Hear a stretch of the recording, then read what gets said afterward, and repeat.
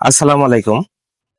আজকে আমি যে মেডিসিনটি নিয়ে আপনাদের সামনে হাজির হয়েছি সেটার নাম হলো অ্যাজিথ্রোসিন ট্যাবলেট 500 মিলিগ্রাম, যার মধ্যে রয়েছে অ্যাজিথ্রোমাইসিন ডাইহাইড্রেট 500 মিলিগ্রাম। এটা বেক্সিমকো ফার্মাসিউটিক্যালস লিমিটেডের একটি ঔষধ।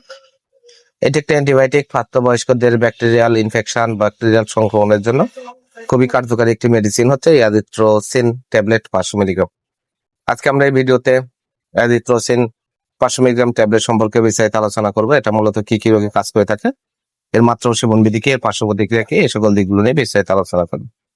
তো প্রথমে আসুন দেখে নেওয়া যাক অ্যাজিথ্রোসিন ট্যাবলেট 500 মিলিগ্রাম মূলত কি কি রোগে কাজ করে থাকে। এটি প্রাপ্তবয়স্কদের সংবেদনশীল অণুজীব দ্বারা সৃষ্ট সংক্রমণ, যেমন ব্রঙ্কাইটিস, নিউমোনিয়া, নিঃশ্বাসতন্ত্রের সংক্রমণ, ত্বক ও কোমল কোষকলার সংক্রমণ, মধ্যকণ্ঠের সংক্রমণ, টনসিলাইটিস, এইসব রোগগুলোর জন্য খুবই ভালো কাজ করে থাকে। এছাড়া টাইফয়েড জ্বর, প্যারাটাইফয়েড জ্বর, সাধারণ সর্দি কাশি জ্বর, যেসব জ্বর সিজনাল হয়ে থাকে সেসব সাধারণ সর্দি কাশি জ্বরের জন্য খুবই ভালো কাজ করে থাকে এই অ্যাজিথ্রোসিন 500 মিলিগ্রাম ট্যাবলেট।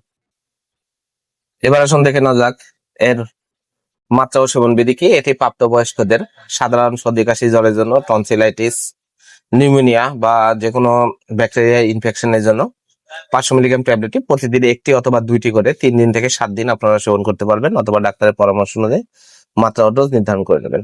এবার আসুন দেখে নেওয়া যাক এর পার্শ্ব প্রতিক্রিয়া কি। এর পার্শ্ব প্রতিক্রিয়া হলো বমি ভাব, বমি, আন্তিক ব্যথা, ডায়রিয়া, মাথা ব্যথা, ঘুম ঘুম ভাব, ত্বকীয় রায়, যা ওষুধ করা বন্ধ করার সাথে সাথে স্বাভাবিক অবস্থায় ফিরে আসে। গর্ভাবস্থা এবং স্তন্যদানকালে আপনারা এটা ডাক্তারের পরামর্শ অনুযায়ী সেবন করা নিচ্ছে সেবন করাতে হবে।